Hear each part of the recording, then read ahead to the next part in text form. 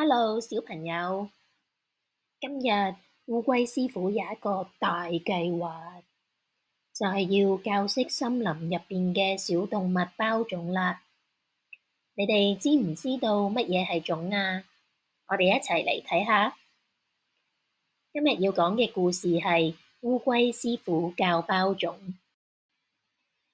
烏龜師傅一起身就出屋外邊，伸個懶腰。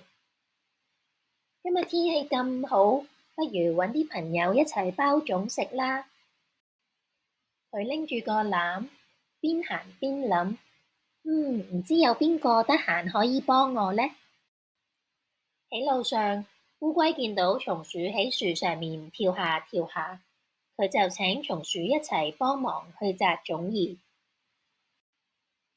跟住佢哋又去咗搵浣熊，請佢帶一啲靚嘅糯米、豬肉同埋鹹蛋黃一齊嚟包種。浣熊帶住材料嚟到，望住啲材料，佢話：哎呀，我忍唔住啦，我好想食啊！佢伸手去啲糯米度，都未掂到啲米，啲米就竟然飛起咗啊！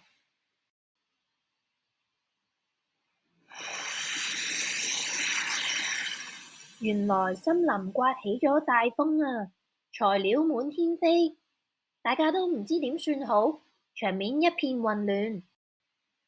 呢個時候，烏龜師傅好鎮定，仲笑住咁樣話：你哋睇下，原來種都識飛㗎喎！